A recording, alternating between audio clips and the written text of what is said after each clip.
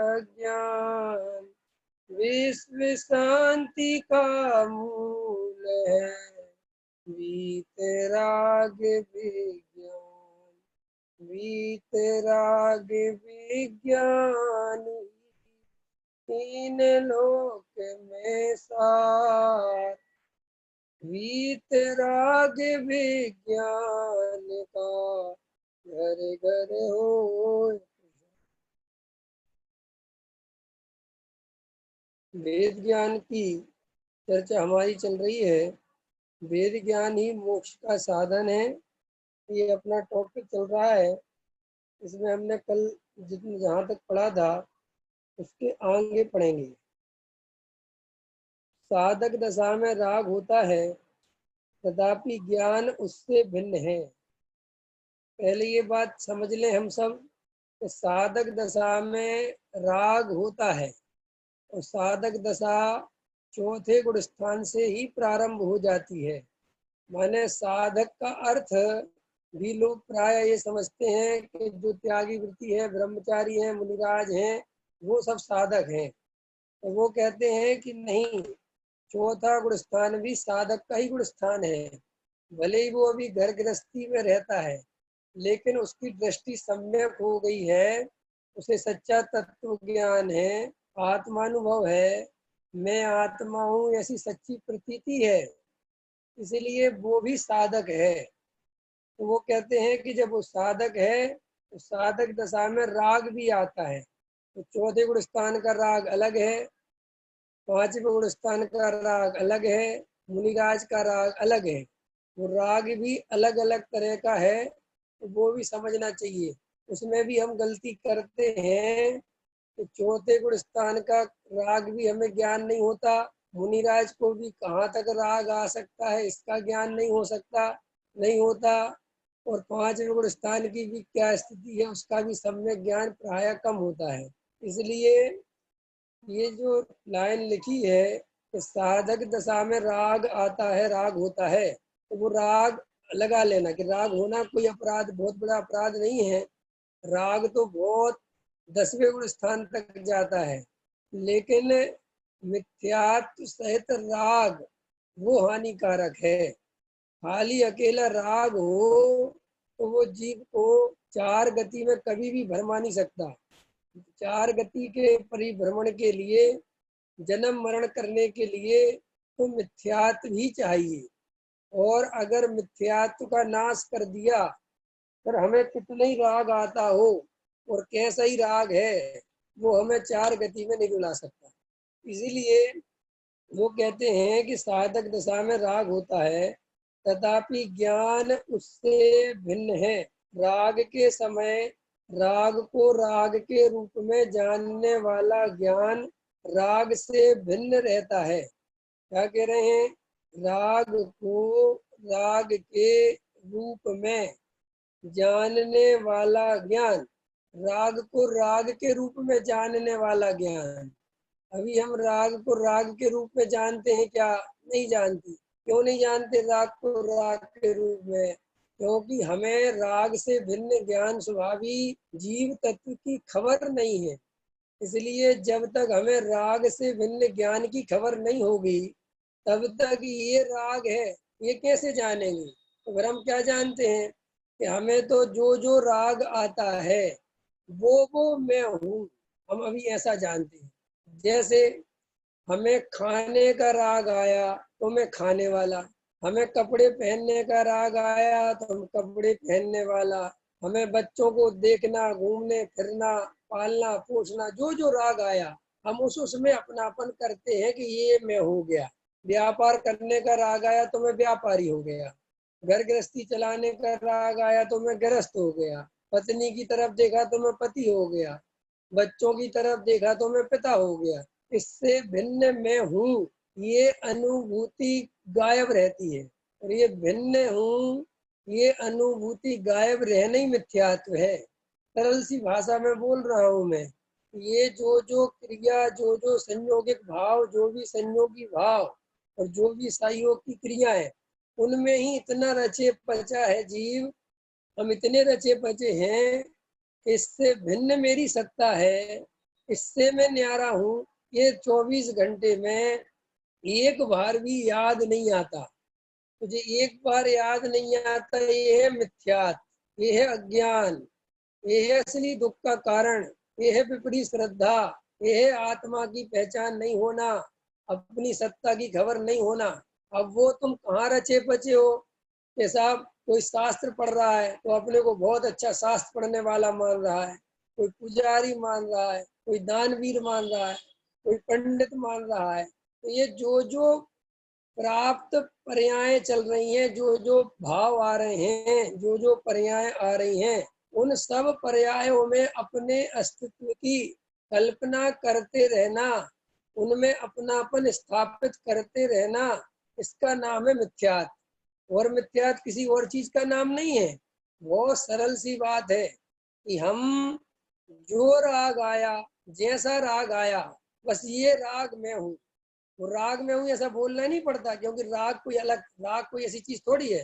राग माने जो जो हम कार्य दिख रहे हैं, खाना पीना, उठना बैठना, सोना रोना, करना पराना, कि जो भाव करने धरने के चल रहे सब राग है। तो वो कहते इन सब में अपनी सत्ता मानता है कि मुझे क्रोध आ गया, मुझे क्रोध आ गया, मैं बहुत क्रोधी हूँ, मैं बहुत मानी हूँ, मैं लोभी हूँ, मैं ये सब।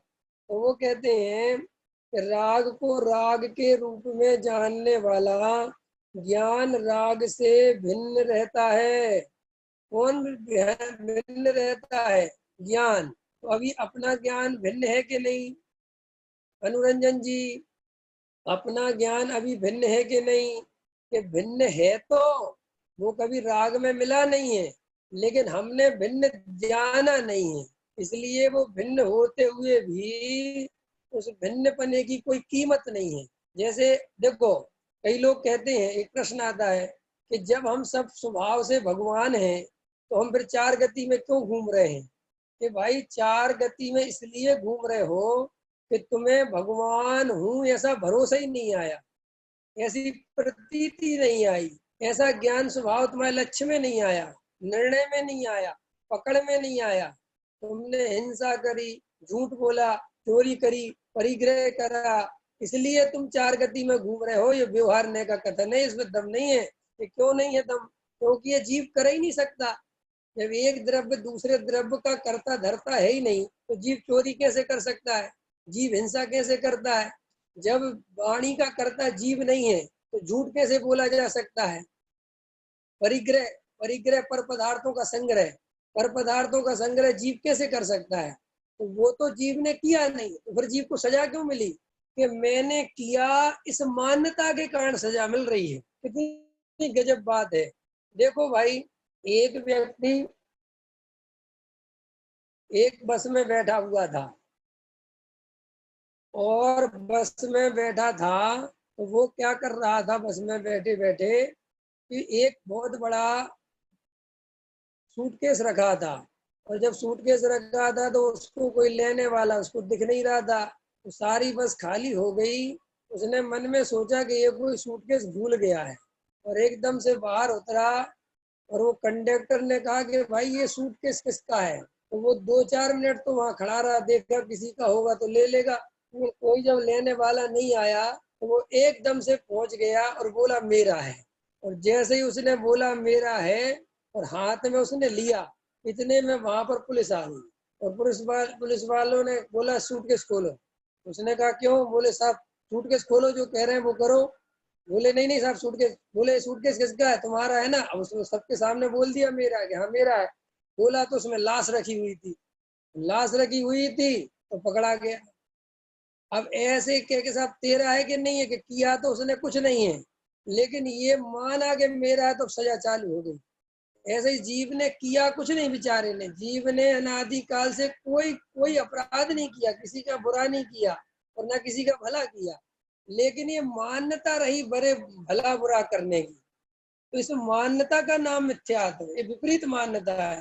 क्योंकि कोई किसी को ना बचा सकता है, ना कोई किसी को मार सकता है, ना कोई किसी को दुख दे सकता है, ना कोई किसी को सुख दे सकता है। सिर्फ सोचते हैं सुखी करने की दूसरे को, अथवा दुखी करने की।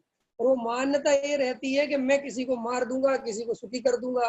तो वो कहते इसका नाम मिथ्यात्व है। तो भाई ये जो भाव चल रहे हैं, ये भाव का कर्ता जीव नहीं है वास्तव में। वे भाव, वे परिणाम, वो शरीर का परिणमन, संयोगों का परिणमन, उनमें जीव कुछ नहीं कर रहा। जीव सिर्फ जानना और देखना, ये उसका कार्य है। लेकिन ये मिथ्यात्व ये मनवाता है कि ये तुम कर रहे हो, और वो कर रहे हो का अर्थ क्या है? तो वो दिखता भी ऐसा ही है।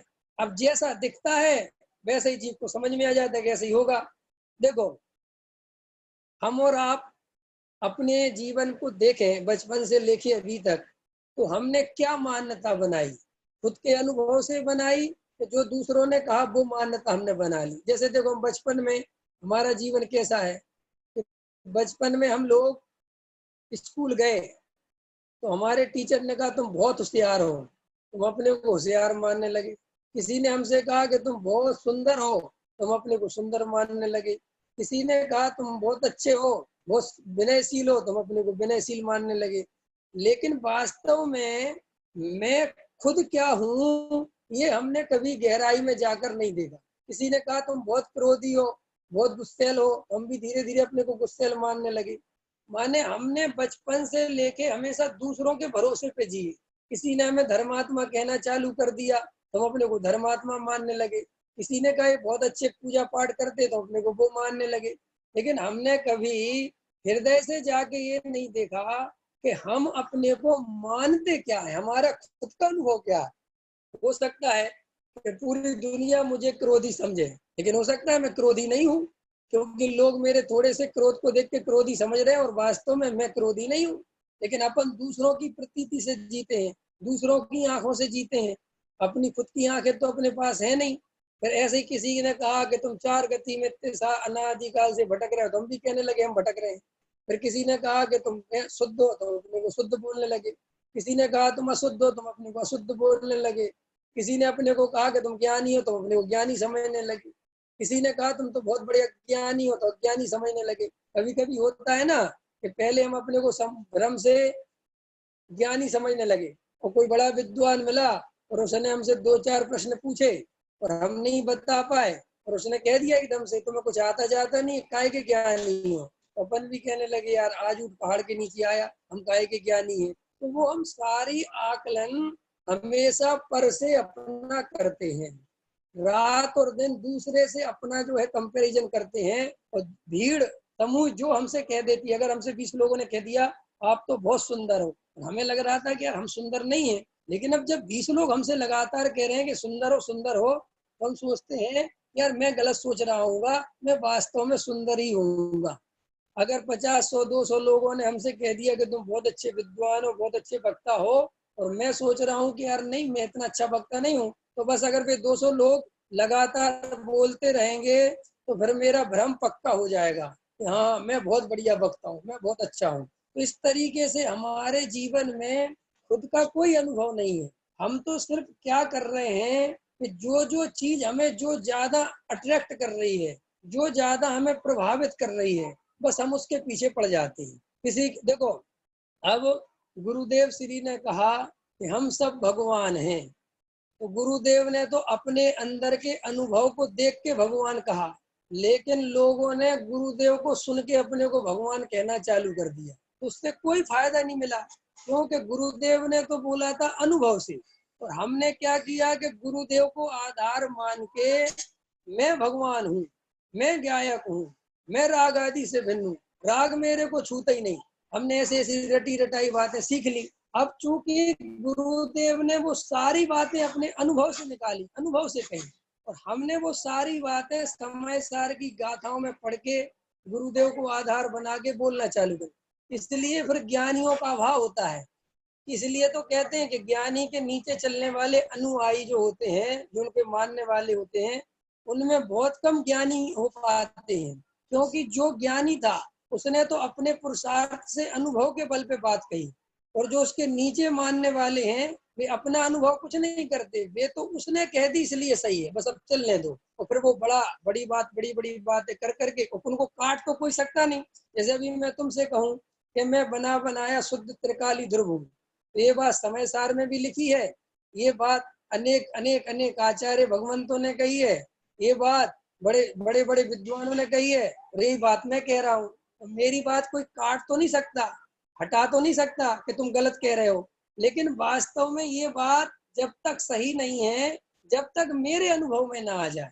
और ये आचार्य कुंद कुंद देव ने हमसे पहले नंबर पर कहा कि तुम आगम का अवलंबन लो, कोई बात नहीं, युक्ति का अवलंबन लो, तर्क पढ़ो, परंपरा गुरु का उपदेश सुनो। लेकिन जैन दर्शन एक ऐसा दर्शन है जो कहता है कि इसके बाद स्वानुभव से प्रमाण करना, कि अगर तुमने स्वानुभव तक नहीं पहुंचे तो इसकी कोई कीमत नहीं है जो तुमने पढ़ा ले। कि साहब ये सही है कि नहीं, सही होते हुए भी सही नहीं है। मैंने इसके लिए उदाहरण दिया था कि कोई कहे नमक खारा है और पीएचडी कर ले कि नमक खारा है, और वो सारी दुनिया में ढिंडोरा पीटे के नमक खारा है, और सारी दुनिया उसकी बात मान ले कि नमक खारा है, लेकिन जब तक नमक को नहीं चखा, उसके खारेपन की अनुभूति नहीं करी, तब तक उसकी कोई कीमत नहीं है कहने देने की, उससे कुछ नहीं होता। तो वो सही कह रहा है कि नहीं, बिल्कुल सही कह रहा है, लेकिन उसके अनुभव में वो बात नहीं आएगी। तो इसी तरह से यहाँ जो गुरुदेव श्री कह रहे हैं कि राग के समय राग को राग के रूप में जानने वाला ज्ञान राग से भिन्न रहता है। तो ये कब रहता है भिन्न, कि जब ज्ञान स्वभावी आत्मा की दृष्टि हो तब। अगर ज्ञान स्वभावी आत्मा की दृष्टि अपने अंदर नहीं है और हम कहें कि राग से मैं सदा काल भिन्न हूँ, तो ये बिल्कुल झूठ है, इसकी कोई कीमत नहीं है। देखो मैं एक उदाहरण देके समझाता हूँ, आपको समझ में आ जाए कि अपने अनुभव की कीमत क्या होती है और उधार के ज्ञान की क्या कीमत होती है। एक व्यक्ति अमेरिका में था और वो बहुत पैसे वाला था, और एक वहां पर बहुत बड़ा चित्रकार था, उसका नाम बहुत फेमस था, और उसके चित्र करोड़ों रुपए में, लाखों रुपए में बिकते थे। और उसका एक चित्र वो करोड़पति आदमी एक जहाँ पे वो पेंटिंग वगैरह लगती हैं वहां से खरीद के ले आए, और उसने अपने ड्राइंग रूम में बढ़िया लगाया, और जो भी आता वो उसको कहता देखो ये चित्र मैंने 1 लाख रुपए का खरीदा था, और देखो कितना सुंदर है, इसके जैसे ही कोई चित्र नहीं बना सकता। और जो आता था उसकी तारीफ करता था वो चित्र की।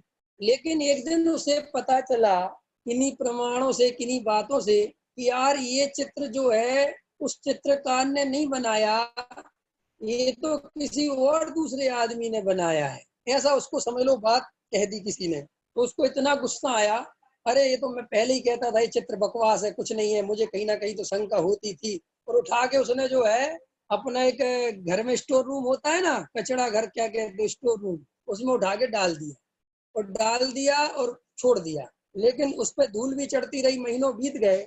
लेकिन महीनों बाद कोई प्रमाणिक व्यक्ति आया और उसने कहा वो चित्र कहाँ है।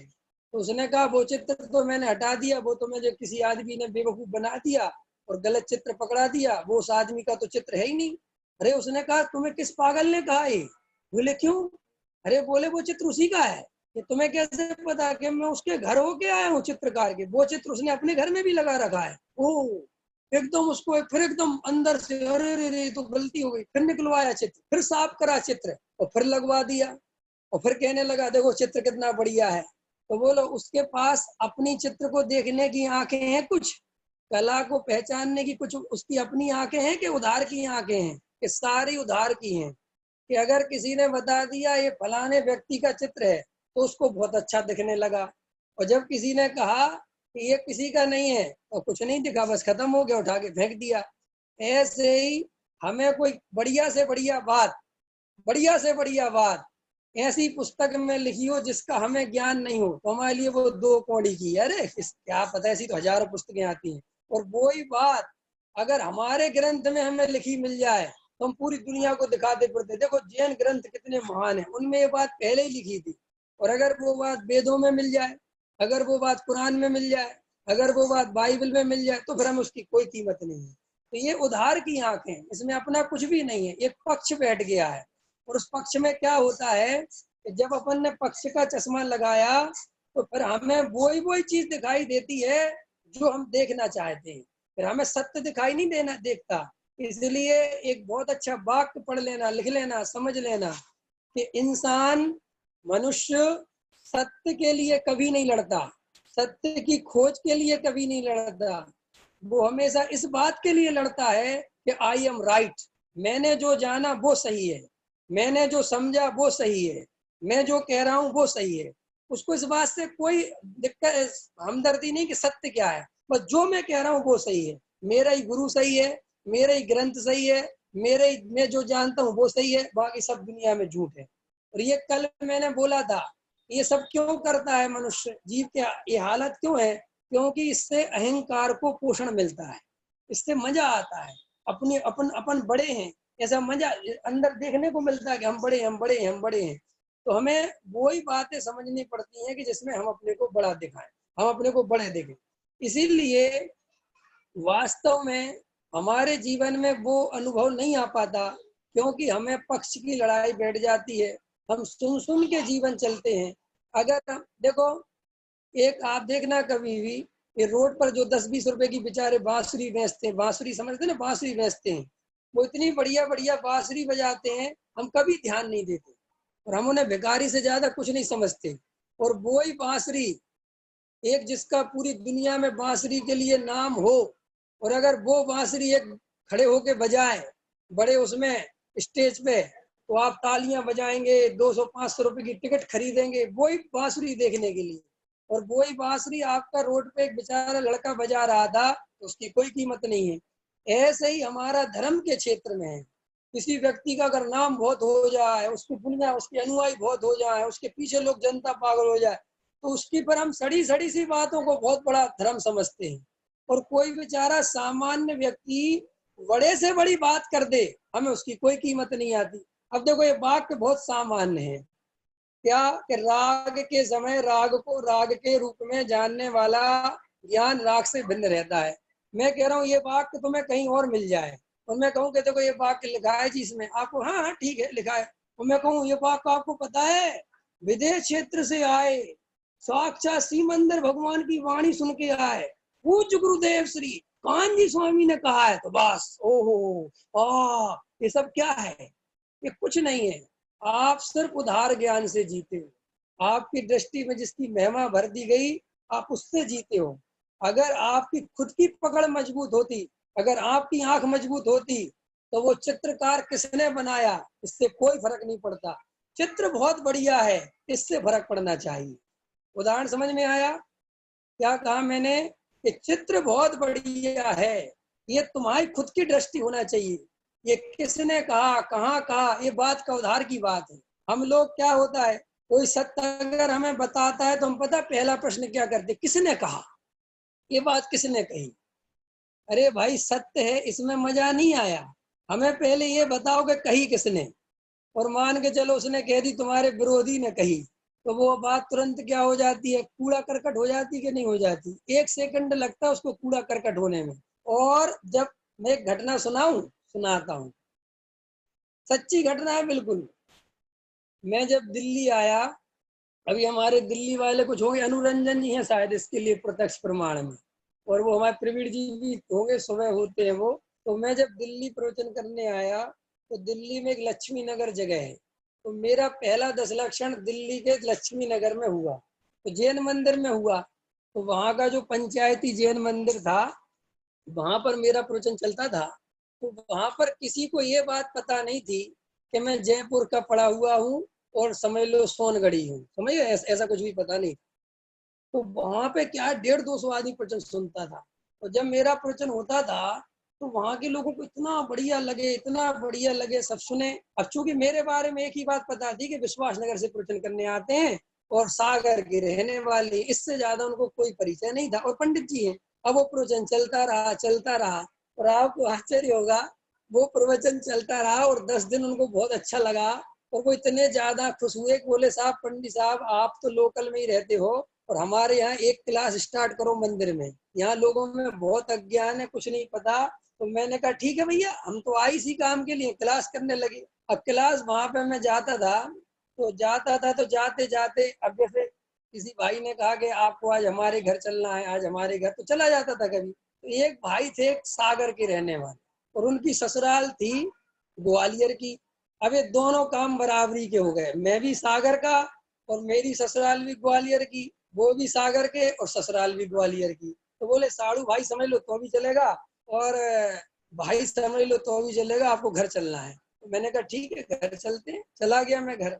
अब घर गया तो वो भैया दूध बना के लाए एक गिलास, और दूध बना के लाए और बोले आप दूध पीजिए। अब मैंने कहा ठीक है बैठा हूँ। इतने में वो मेरे से बोले, एक बात कहूँ विवेक जी। मैंने कहा बोलो। बोले एक बात आपके प्रवचन में बड़ी खासियत है कि आपका प्रवचन इतना मुझे आनंद देता, इतना बढ़िया प्रवचन करते हो आप, लेकिन आपको एक बात पता नहीं है कि आपके प्रवचन में जो आगे आगे बैठते हैं ना वे 2-3 लोग, वे पक्के सोनगढ़ी हैं और वे आपके प्रवचन में बैठे रहते हैं। तो मैंने कहा ये क्या बात हुई भाई। और बोले ये पहली बार है कि किसी अपने लोगों के प्रवचन सुन रहे हैं ना, ये तो वहीं के पंडित विद्वानों के सुनते हैं। और आपकी शैली, आपकी बोलने की ऐसी बात है कि आपकी भी प्रवचन सुन रहे हैं। बताओ, आपको पता है ये कांजी स्वामी वाले हैं। अब मेरे को उसका ये समझ नहीं आ रहा कि इसका दूध पीऊं कि नहीं। क्योंकि इसको अभी मैं बोलता हूँ तो मैं खुद ही कांजी स्वामी वाला हूँ, तो क्या होगा। तो मैंने उससे कहा कि देखो तुम इन चक्रों में क्यों फंसते हो, तुम तो ज्यादा भी धर्म समझते भी नहीं हो और इनमें कोई दम नहीं है, ये सब व्यर्थ की बातें हैं। तुम शांति से सुना करो और तुम्हें तत्व समझ में आ रहा सुनो, इन छोड़ो इन बातों को। और भाई उसका दूध पी के आ गया मैं। लेकिन भैया वहां पर वो 2, 4, 6, 8 क्लासें हुई होंगी, और पता नहीं भैया वहां कैसे पता चल गया कि मैं कांजी स्वामी वाला हूँ, सोनगढ़ वाला हूँ, जयपुर वाला हूँ। तो वहां पर इतनी हाहाकार मच गई कि जब मैं वहां पर प्रवचन करने पहुंचा तो वहां के वो जो भी थे अध्यक्ष मंत्री वगैरह, वो मेरे हाथ जोड़ के बोले साहब आपकी क्लास यहाँ नहीं हो सकती आज के बाद। मैंने कहा हुआ क्या। बोले साहब ये मत पूछो क्या हुआ, आपने इतने दिन तक बताया नहीं हमें। हमने कहा क्या बताना था। बोले अब बस अब छोड़ो, अब आप क्लास नहीं हो सकती। तो मुझे इतना आश्चर्य हुआ कि देखो लोग सत्य नहीं सुनना चाहते, लोगों को सत्य पसंद आते ही अगर ये बदबू आ गई, ये क्या खुशबू आ गई, अपने पक्ष की खुशबू आ गई तो और बढ़िया है। और अगर जरा सा ये पता चल गया कि अपने ग्रुप का आदमी नहीं है तो एकदम आदमी को जो है द्वेष बुद्धि हो जाती है। तो ऐसे ही चलता रहता है, हम लोग भी ऐसे ही करते हैं। ये मत समझना कि मुमुक्षु दूध के धुले, हमारी भी यही आदत है। हम सब भी पहले ये पता निकालते हैं कौन से ग्रुप का आदमी है। मान के चलो एक त्यागी वृत्ति ब्रह्मचारी कोई प्रवचन कर रहा और टीवी पे उसके प्रवचन आ रहे हैं, तो तुम्हें नहीं पता कि कौन बंदा है, कहाँ का है, और वो बेचारा बढ़िया से बढ़िया शुद्धात्मा की बात सुना रहा है, एकदम बेहतरीन बात सुनाई, तुम्हें बात पसंद भी आई। लेकिन अगले दिन तुम्हें पता चल गया कि वो तो फलाने संघ में रहता है। बस है अरे हम जानते हैं इससे क्या होता है शुद्धात्मा की बात करने से, माने हमारा नजरिया ही वो ही है।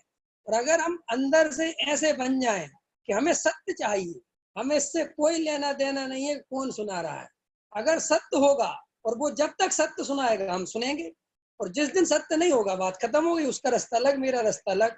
जब तक हम ये प्रमाणिकता की कसौटी नहीं बनाएंगे, इन्हीं पक्षों में भव चले गए, अनंत भव ऐसे ही बीते जीवों के धर्म में। कभी ये ग्रुप बनाया, कभी वो ग्रुप बनाया, कभी यहाँ भटके, कभी वहां भटके, अनुभव की ओर कभी नहीं बढ़े। और अनुभव की ओर नहीं बढ़े तो होता क्या है कि आज किसी से प्रभावित हुए, फिर कल किसी और से प्रभावित हुए, परसों किसी और से हुए, फिर उससे भी बढ़िया कोई मिल गया तो उसके पास चले गए। तो ऐसे संसार में हमें सिर्फ सत्य की पहचान अपनी आंखों से होनी चाहिए, हमारा अनुभव खुद का होना चाहिए, और हम जो भी बात देखें वो अपने अनुभव से देखें।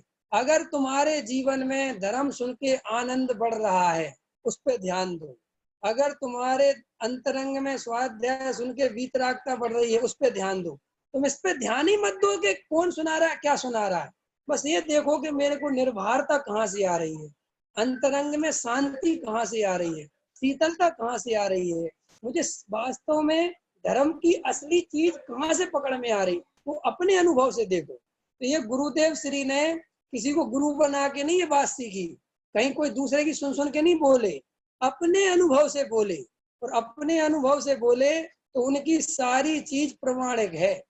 और हम भले ही शास्त्र में से पढ़ के बोले लेकिन अनुभव के बिना बोले तो उसकी कोई कीमत नहीं। इसलिए अनुभव की ओर दृष्टि डालो। अब देखो क्या कहते हैं, जानने वाला ज्ञान राग से भिन्न रहता है। तो मैंने इस पर चर्चा करी कि राग से भिन्न रहता है, ये किसको समझ में आएगा, जिसकी ज्ञान स्वभावी चैतन्य पर दृष्टि होगी। संजय भैया समझ में आ रहा कि नहीं आ रहा? आपको कुछ भी समझ में नहीं आया, मेरे उदाहरण तो समझ में आते हैं ना, तो उदाहरण समझ लिया करो और मुझे बाद में अकेले फोन कर लिया करो कि उस उदाहरण में आपने सिद्धांत क्या बताया था, तो फिर हम सिद्धांत बताएंगे दोबारा से। धीरे धीरे आपका कंसेप्ट हो जाएगा क्लियर। चलिए, और क्या कहते हैं, यदि ज्ञान और राग एक में एक हो जाएं तो राग को राग के रूप में नहीं जाना जा सकता। वो कह रहे हैं कि अगर राग और ज्ञान मिल जाए, एक हो जाए, तो फिर राग को जाना ही नहीं जा सकता, क्योंकि जो चीज हमारे ज्ञान में ही मिल जाएगी तो ज्ञान जानेगा कैसे? ख्याल में है ना? माने दर्पण में भी कोई चीज तभी झलकती जब वो दर्पण से अलग हो, अगर वो दर्पण ही में घुस जाएगी तो झलकेगी क्या? ऐसे ही राग ज्ञान से सदा काल भिन्न है। तो ये बात आपने कैसे जानी? तो वो कहते राग को तुम जानते हो कि नहीं कि राग हो रहा है? कि हाँ मैं जानता हूं। तो वो जानते हो तो राग तुमसे भिन्न है, क्योंकि जो तुमसे भिन्न है वो तुम्हारे ज्ञान में झलक रहा है, और जो झलक रहा है वो तुम नहीं हो, जो झलका रहा है वो मैं हूं। तो बस ऐसा भेद करना। और क्या कहते हैं, राग को जानने वाला ज्ञान आत्मा के साथ एकता करता है और राग के साथ भिन्नता करता है। क्या कह रहे हैं, राग को जानने वाला ज्ञान माने ज्ञानी आत्मा के साथ एकता करता है और राग के साथ भिन्नता करता है। और इसकी जगह ज्ञानी क्या करता है कि राग को जानता नहीं, राग में ही एकता करता है और ज्ञान के साथ भिन्नता करता है, माने वो ज्ञान की तरफ उसका ध्यान नहीं जाता। मैंने कल उदाहरण दिया था कि जैसे हम कमरे में सब कुछ देखते हैं, लेकिन जिसके प्रकाश में देखते हैं उस प्रकाश को नहीं देखते, ऐसे ही हम ज्ञान स्वभाव के प्रकाश में सब ज्ञों को देखते हैं, लेकिन ज्ञान स्वभाव को नहीं देखते। यही अज्ञान है। ख्याल में आया? और क्यों देखते हैं ज्ञान स्वभाव को, क्यों नहीं देखते? क्योंकि मान्यता ज्ञों में पड़ी हुई है, सुख बुद्धि ज्ञों में पड़ी हुई है। सुख ज्ञों से आएगा, पर से आएगा, तो वो सारा रस पर में बना रहता है। तो रस जहाँ बना रहता है बस ज्ञान सारा वहीं लगा रहता है, इसलिए ज्ञान ज्ञान को नहीं देख पाता और राग के साथ भिन्नता करता है। वेद ज्ञान की ऐसी शक्ति है कि वह राग को भी जानता है। और क्या कह रहे हैं, किसकी शक्ति है? वेद ज्ञान की। कुछ लोग क्या कहते हैं, राग को जानना ही नहीं, राग को जान नहीं। अरे जानने से डरना क्या है, मेरे से भिन्न है ऐसा जानने में आए तो राग हमारा कुछ नहीं बिगाड़ सकता। और राग में हूं, राग रूप में हो गया, राग मेरी सत्ता है, ये अज्ञान से राग दुख रूप है। अगर राग के साथ भेद ज्ञान हो तो कोई बात नहीं। ज्ञान में जो राग ज्ञात होता है वह तो ज्ञान की स्वपर प्रकाशक शक्ति का विकास है, ये ह्रास नहीं है, ये विकास है। क्या कह रहे कि मेरे ज्ञान में राग ही राग झलकता है। कई लोग कहते ना सब विकल्प ही विकल्प झलकते हैं, तो ये कोई तुम्हारा ह्रास नहीं है। श्री गुरु कह रहे ये तुम्हारे ज्ञान का विकास है। कि क्यों? कि बेचारे असंगी को कुछ समझ में नहीं आता, तुम संगी हो, तुम्हारे ज्ञान का इतना विकास हुआ है कि तुम्हें पर पदार्थ तो तुम्हारे ज्ञान में झलकते ही हैं, लेकिन तुम्हारे अंतरंग में जो राग आदि विकारी भाव चलते हैं उनको भी जानने की शक्ति तुम्हारे अंदर विकास को प्राप्त हो गई, माने तुम उनको भी जान सकते हो। तो ये रोने धोने की बात नहीं है कि इतने विकल्प क्यों चलते हैं। अरे इन विकल्पों को चलता हुआ तुम देख पा रहे हो, यही हमारी शक्ति है। इन विकल्पों को मैं जान पा रहा हूँ, यही मेरी शक्ति। इससे मुझे पता चल रहा है कि अरे मेरी ज्ञान स्वभावी आत्मा कितनी प्रसिद्ध है, कितनी शक्तिशाली है कि वो इतने सूक्ष्म विकल्पों को भी जान रही है। अभी गुरुदेव खुद कहते हैं कि वो विकल्प जो राग आदि विकारी भाव हैं वो राग को प्रसिद्ध नहीं करता, वो भी मेरे ज्ञान की प्रसिद्धि करता है। कौन? राग आदि विकारी भाव किसकी प्रसिद्धि करते हैं? मेरी। कि क्यों? कि राग को मैंने जाना, इससे मेरी प्रसिद्धि हुई, राग की नहीं। लेकिन दृष्टि खोटी है, तो हम राग में लगे रहते हैं। वरना तो गजब की बात है, इतना बारीक राग पकड़ में आ जाता है, जरा सा उपयोग अंदर करो, इसका मतलब मेरी ज्ञान स्वभाव की सामर्थ्य कितनी विकास हो गया। और क्या कहते हैं, परंतु अज्ञानी को अपने स्व तत्व की श्रद्धा नहीं होती, इसलिए वह राग को और ज्ञान को पृथक नहीं कर सकता, और इसलिए वह राग को अपना ही स्वरूप मानता है। यही स्व तत्व का विरोध है। हम भगवान आत्मा के विरोधी हैं। कि क्यों है भगवान आत्मा के विरोधी? कि भगवान आत्मा की तरफ ध्यान नहीं देना ही उसका विरोध है। राग को अपना स्वरूप मानना ही उसका विरोध है। संयोग को अपनी अवस्था मानना ही आत्मा का विरोध है। आत्मा का विरोध का मतलब ये नहीं है कि आत्मा को गाली देने लगो तो आत्मा के विरोधी है। लोग क्या कहते हैं, बेसाब आत्मा के विरोधी है, वे फलाने लोग आत्मा वालों के विरोधी हैं। अरे भैया, तुम आत्मा के पक्षधर हो क्या? आत्मा की बात करने से आत्मा वाले नहीं हो जाते, समय सार पढ़ने से समय सारी नहीं हो जाते, तो फिर कैसे होते हैं? आत्मा का अनुभव करने से आत्मा वाले होते हैं, स्व तत्व की सम्यक प्रतीति करने से आत्मा वाले होते हैं। इसके बिना हम भी आत्मा के विरोधी हैं, चाहे भले ही शब्दों में नहीं कहें। और क्या कहते हैं, वेद ज्ञान के होते ही ज्ञान और राग भिन्न मालूम होते हैं। काय के होते ही?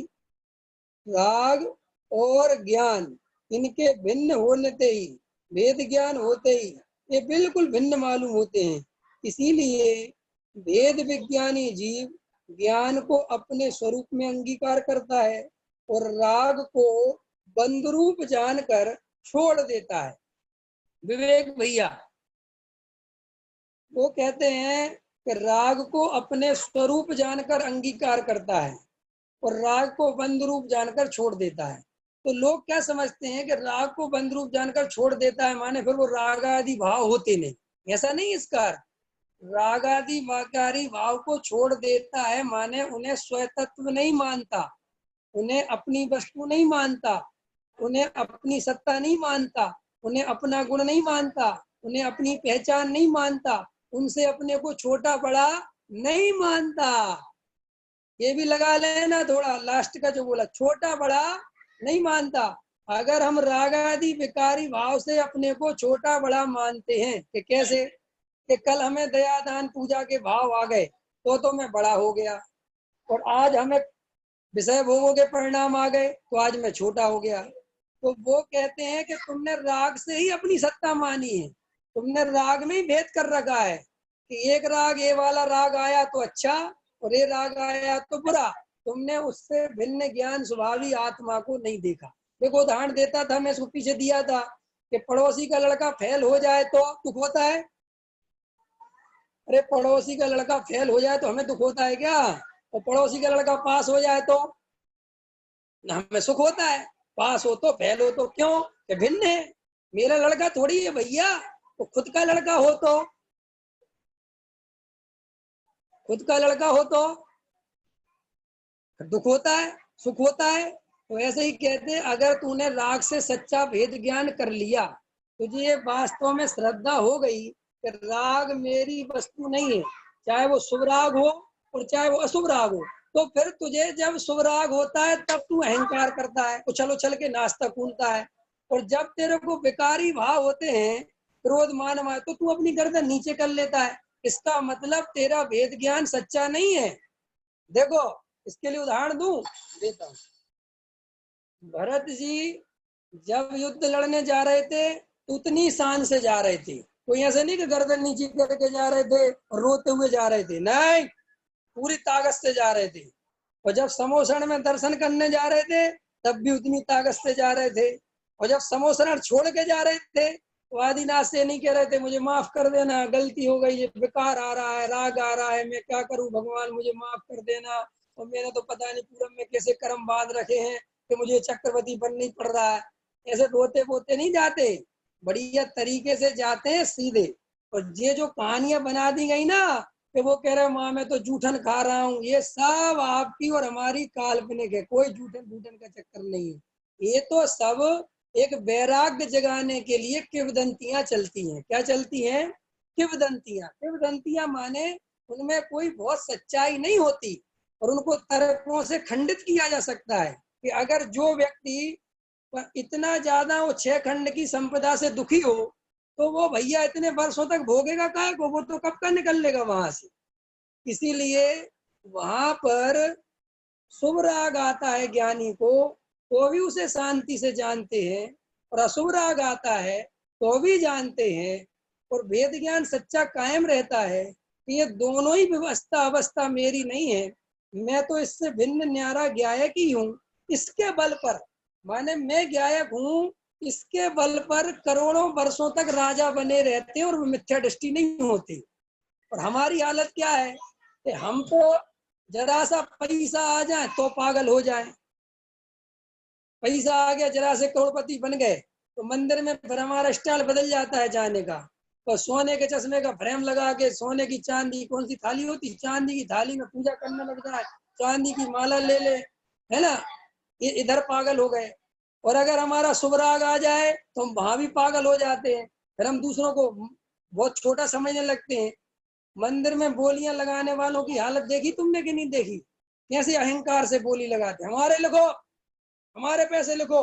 तो वो कहते हैं कि तू ना शुभ राग को झेल पाता है और ना अशुभ राग को झेल पाता है।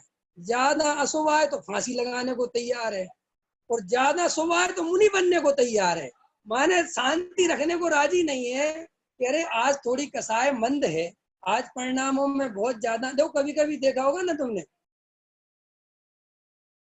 उदाहरण दे दूं, उदाहरण तो मैं थोड़े ज्यादा दे रहा हूँ, फिर देना पड़ता है।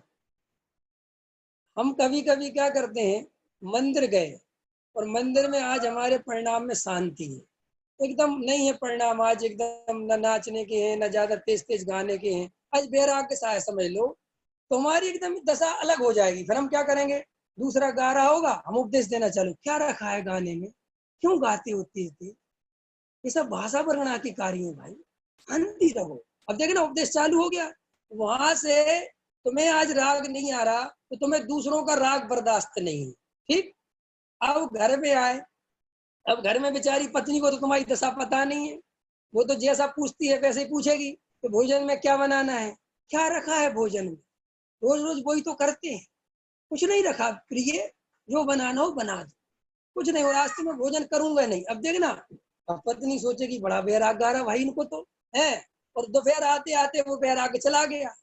अब पत्नी ने कुछ ज्यादा पूछा नहीं, वो सोची वैराग्य में है भैया काय को ज्यादा पूछना, तो दोपहर में एकदम गुस्सा में आ गए, कुछ फिक्र ही नहीं है किसी को, मतलब मैं कुछ सुबह से कुछ नहीं कह रहा हूँ, इसका मतलब सब ऐसे ही समझेंगे, अरे क्या हो गया तुम्हें भैया, कि तुम्हें कुछ नहीं, बेहोश हो तुम, इतने ज्यादा बेहोशी में हो कि जो परिणति आई उसी में तन्मय हो गए और उसी रूप अनुभव करने लगे।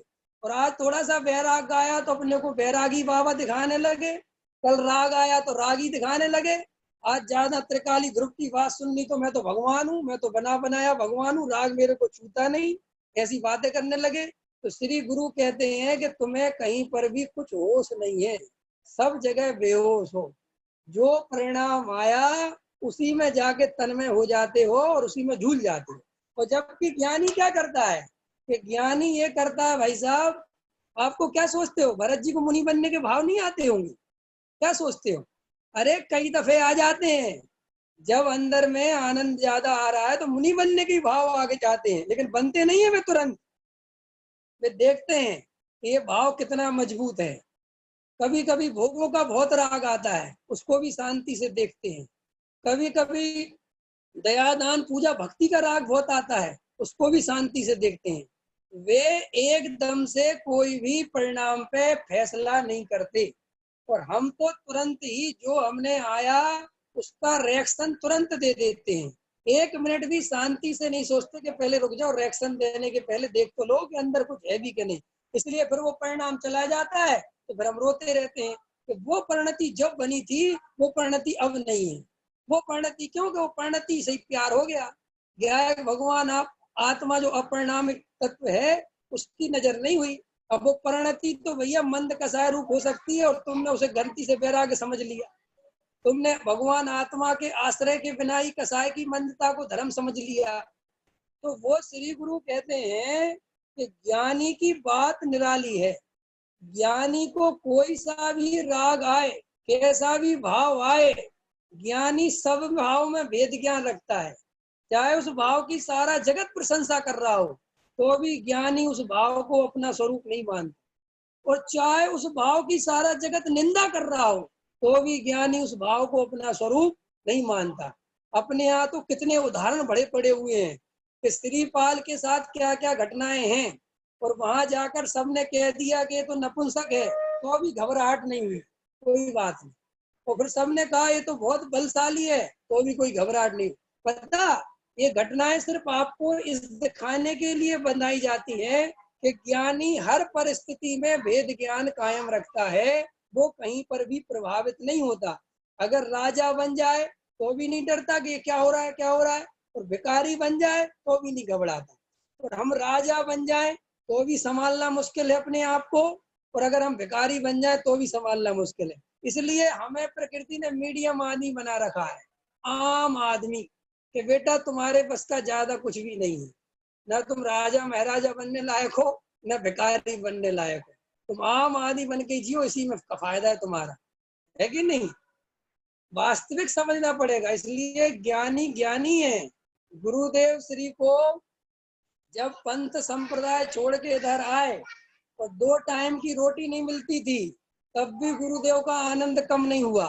पूरे मजे में रहे, वो मस्ती में रहे, अपने समय सार सुनाते रहे मस्त होके। और जब सारी दुनिया में गुरुदेव गुरुदेव होने लगे, जय जयकारा होने लगा, तब भी गुरुदेव वैसे ही रहे। गुरुदेव ने कुछ नहीं बदला। ये नहीं कि अब तो मेरा नाम हो गया है, अब थोड़ा स्टाइल बदल लो, कुछ बदल लो, नहीं, जैसे है वैसे ही। क्योंकि ज्ञानी का एक मजा ही अलग है, क्योंकि उसके अनुभव में जो आनंद आता है उसको आप कहीं भी पर पदार्थों से, संयोगों से, परिणामों से कंपैरिजन नहीं कर सकते, तोल नहीं सकते। इसलिए हम सबको भी अगर वास्तव में आत्मानुभव का सच्चा स्वरूप समझना है, आत्मानुभवी बनना है, तो अपने अनुभव के दम पर जीना सीखो। दूसरे के अनुभव से काम नहीं चलेगा। संसार में तो भैया दूसरे के अनुभव से काम चल जाएगा, आत्मानुभव में तो खुद ही करना पड़ेगा।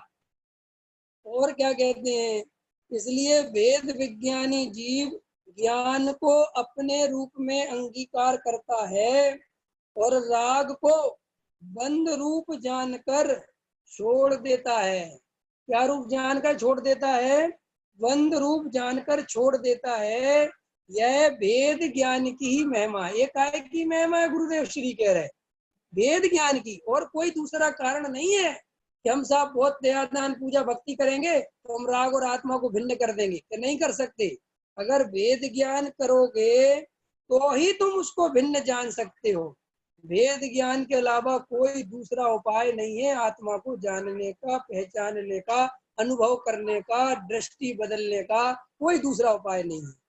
और क्या कहते हैं, राग के समय में राग रूप ही हो गया हूँ, ऐसा मानना सो एकांत मिथ्यात्व है। क्या कहते हैं, मैं राग रूप हो गया। अब हमें क्या लगता है कि हम ऐसा नहीं मानते, हम तो अपने को राग से भिन्न मानते हैं, तो फिर सम्यक दृष्टि हो, फिर अपने को मिथ्या दृष्टि क्यों कहते हो? क्योंकि जब तुम्हें ऐसा ही मानते हो कि मैं तो अपने को राग रूप नहीं मानता, एक तुम्हें कैसे पता? तो सुनो, तुम ये सब रटी रटाई विद्या से बोलते हो कि मैं राग रूप नहीं हुआ, जबकि दिन भर अपने को अनुभव राग का करते हो। राग देश रूप ही अनुभूति चलती है कि साफ सच्चा हो तो सम्यक दृष्टि हो, ज्ञानी हो, बात खत्म हो गई। फैसला आपके हाथ में है। अब आपको निर्णय करना है कि हम सुन सुन के बोलते हैं कि मैं राग से भिन्न हूँ, कि देख देख के बोलते हैं। नहीं समझ में आया? पंकज जी समझ में आ रहा है? देख देख के बोलना और पढ़ पढ़ के बोलने में अंतर समझते हो? हम राग से भिन्न हैं, ये पढ़ पढ़ के नहीं बोलना, ये देख देख के बोलना, तो इसकी कीमत है। और अगर पढ़ पढ़ के दूसरों को पढ़ाने लग गए तो ये भाव भी गया। ख्याल में आ गई बात?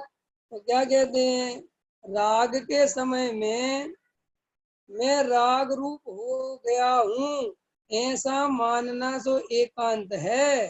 परंतु राग के समय में भी मैं ज्ञान स्वरूप ही हूँ। मैं कभी राग रूप होता ही नहीं। इस प्रकार भिन्नत्व की प्रतीति करना सो अनेकांत है। ये है अनेकांत। गुरुदेव श्री कह रहे अनेकांत ये नहीं है कि मैं राग वाला भी हूँ और मैं ज्ञान वाला भी हूँ, राग भी मेरा है और ज्ञान भी मेरा है। नहीं, ज्ञान ही मेरा है, राग मेरा नहीं है, ये अनेकांत है। मैं ज्ञान स्वभावी ही हूँ, मैं जड़ स्वभावी नहीं हूँ, मैं राग स्वभावी नहीं हूँ, ये सम्यक ज्ञान, ये अनेकांत है। ये अनेकांत का अर्थ करने वाले मैं रागी भी हूँ, मैं शुद्ध भी हूँ, मैं शुद्ध भी हूँ, ऐसा मैं पर्याय दृष्टि से। अरे भैया, ये पर्याय दृष्टि और द्रव्य दृष्टि अनुभव के बिना काय के दम पे बोलते हो? द्रव्य दृष्टि, पर्याय दृष्टि, कई लोग कहते हैं वो निश्चय न से, वो व्यवहार न से। जबकि जिनवाणी कह रही है कि नए तो ज्ञानी के होते हैं। कभी सोचना आपने ज्ञानी के नए क्यों होते हैं, अज्ञानी के नए क्यों नहीं होते? ज्ञानी के नए इसलिए होते हैं कि ज्ञानी जब अपने को राग वाला भी बोले तो भी उसको पता रहता है कि कैसा राग वाला हूँ, और जब वो अपने को ज्ञान स्वभावी बोले वो तब भी जानता है कि मैं कैसा ज्ञान स्वभावी हूँ। और अज्ञानी अपने को कहे कि मैं व्यवहार से राग वाला हूँ तो भी वो झूठ बोलता है, और वो कहता है मैं निश्चय से शुद्ध आत्मा हूँ, तो भी उसकी कोई काम की बात। क्यों? कि वो अनुभव नहीं है। इसलिए गुरुदेव श्री कह रहे हैं कि अनेकांत सच्चा ये है कि मैं राग वाला नहीं, ज्ञान वाला हूँ। राग को जानते हुए ज्ञान यह जानता है कि यह राग है। क्या जानता है? ये तो जानता है कि यह राग है, परंतु ज्ञान यूं नहीं जानता कि ये राग में हूँ। और अज्ञानी का राग ये अज्ञानी का ज्ञान ये मानता है, ये जानता है कि ये राग में हूँ, क्योंकि ज्ञान अपना कार्य राग से भिन्न रहकर करता है। दृष्टि का बल ज्ञान स्वभाव की ओर जाना चाहिए, उसकी जगह राग की ओर जाता है, यही अज्ञान है। जिसका प्रभाव ज्ञान की ओर जाता है वह राग को, देखो कितना गजब वाक्य लिख रहे हैं आगे ध्यान से, वह राग को निसंक रूप से जानता है। निसंक रूप से जानता है, समझ गए? जैसे अभी आपको मैं जान रहा हूँ, जान रहा हूँ कि नहीं जान रहा हूँ कि आप लोग स्वाध्याय सुन रहे हो, मुझे कोई शंका नहीं है। और लेकिन मैं अपने से भिन्न जान रहा हूँ। मैं ये नहीं जान रहा हूँ कि आप मेरे में मिल गए हो, और मैं शांति से आपको जान पा रहा हूँ कि नहीं जान पा रहा हूँ? जान पा रहा हूँ कि नहीं जान पा रहा हूँ? जान पा रहा हूँ ना। तो वो कहते हैं ऐसे राग को जानता है ज्ञानी। वो घबराता है नहीं राग को देख देख के, जैसे मैं आपको नहीं घबरा रहा ना कि आपसे डर लग रहा हो मुझे, ऐसे ही ज्ञानी को राग से कोई भय नहीं लगता, क्योंकि वो जानता है कि मेरे से भिन्न है। कि साहब वो राग होता है तो खेद बरतता है कि नहीं बरतता, दुख होता है कि नहीं होता, तकलीफ होती है कि नहीं होती? कि भैया राग आदि विकारी भाव भिन्न हैं, लेकिन उससे जो आकुलता हुई तो वो तो ज्ञानी को आकुलता आकुलता रूप भासती है। उसमें ऐसा नहीं कि उसको राग का कोई वेदन नहीं होता, उसको राग आदि विकारी भाव दुख रूप भासते हैं, और भासना चाहिए, उसमें क्या दम है। जैसे हमारे घर में कोई मेहमान आ जाए और वो हमारे मन का मेहमान नहीं हो। मेहमान भी दो तरह के होते हैं ना, एक मन के मेहमान और एक बेमन के मेहमान। बेमन के मेहमान वो होते हैं जो खास रिश्तेदार होते हैं, और मन के मेहमान वो होते हैं जो हमारे दोस्त वगैरह होते हैं, क्योंकि दोस्त वगैरह के साथ फॉर्मेलिटी नहीं, कोई टेंशन नहीं, अपने खुल के रहो। और एक मेहमान वो होते हैं कि अब दमान जी आ गए, उनके सासू माँ आ गई और भी आ गए, तो सब टेंशन वाला काम। तो ऐसे रिश्तेदार अपने घर आ जाए तो वो भिन्न तो भाषित होते हैं, लेकिन तकलीफ होती है कि नहीं, आकुलता होती है कि नहीं कि चले जाएं, है? होती है ना कि जल्दी चले जाएं। और जब वो कहते हैं कि हम जा रहे हैं तो हम कहते हैं नहीं नहीं आप तो रुको, बहुत अच्छा है जी, रुको जी, कल चले जाना। लेकिन अपन कहते भैया रुकना नहीं, चले ही जाना है, नहीं? और अगर गलती से वो कह दे कि आप इतना कह रहे हो तो हम रुक जाते हैं, तो अपन टोन बदल देते हैं, अरे नहीं नहीं आपके घर पे बहुत काम होगा, आप बहुत बिजी आदमी हो, हम तो अब ठीक है, मन तो होता है लेकिन मन का क्या है, आप तो चले जाओ। क्योंकि हम भी देखते जिस तो मामला गड़बड़ा गया। तो जैसे वहां पर भिन्न तो भाषित होते हैं, लेकिन वो अगर हमारे साथ में रहे तो दुख रूप भाषित होते हैं, आकुलता रूप भाषित होते हैं। ऐसे ही ज्ञानी को रागादि विकारी भाव भिन्न भाषित होते हैं, एकम एक भाषित नहीं होते। लेकिन आकुलता रूप भाषित होते हैं, दुख रूप भाषित होते हैं। वो चाहता है कि जल्दी से जल्दी चला जाए और मैं अपने स्वरूप में मगन हो जाऊं। अब लेकिन वो जाता नहीं, मजबूत रिश्तेदार है, बेशरम है, बिल्कुल भागता ही नहीं। अब जब तक भागता नहीं तब तो उसकी सेवा सारू करता रहता है बेचारा, है कि नहीं? गांव में, हम जब गांव में रहते थे तो हम गांव में एक बात हमें बहुत अच्छी लगती थी कि क्या अन्य जातियों में कि उनका गेहूं कटने का समय हो और उनका दामाद आ जाए तो वे दामाद को ही गेहूं कटवा देते थे। मैंने कहा ये बहुत बढ़िया यार तुम्हारे यहाँ।